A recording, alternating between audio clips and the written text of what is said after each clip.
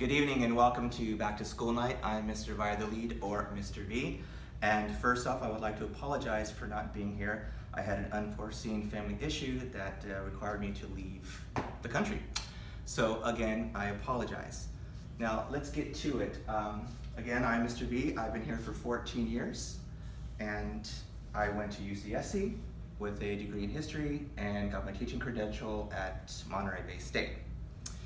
You are in U.S. History, a mandatory junior course for graduation. And this is our syllabus. These are the topics that we will be covering in class. Hopefully we can get to them all. A lot of information in 10 months of time, but we're doing pretty good so far. We are covering the U.S. to 1900 to the Civil War. We're just starting our unit on that. And we'll proceed into the Progressive Era, the Jazz Age, the Great Depression, to World War II, and if we can get past the Cold War, we're doing great. Okay, a couple of things here. Grading policy. I do not do weighted grades. It's just a cumulative point system. Do the work, get the points. You're doing great in class. Another important piece of material, excuse me as I come on over here. All of your students by now should have one of these. It is very important that you have a composition book because the majority of all the work in this class goes in this book, which I collect periodically to be graded. Some of the materials that I use, of course, is the textbook, The Americans.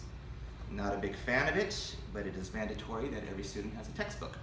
Okay, so we use this one.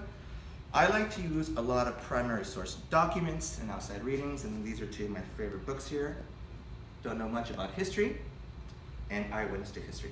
Again, really great resources, primary source resources about people there and really practicing critical reading and analysis with the students. And then once in a while we like to use this fun book as well, The United States, Cartoon History of the United States, which the kids also really enjoy. So those are some of the resources along with current events and the week news magazine, etc. Let me walk you through how a normal day in class would work.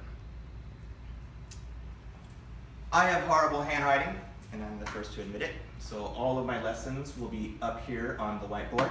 So when students walk in, they always say, "Hey, Mr. V, what are we doing today?" Well, it will be on the whiteboard. So for today, we took a look at what led to the Civil War, understand the Compromise of 1850, and they started their Civil War map project. If there was any homework to be turned in, it would be here, or assigned, it would be here, along with the board right there. Using their comp books, we would just go through activities for the day.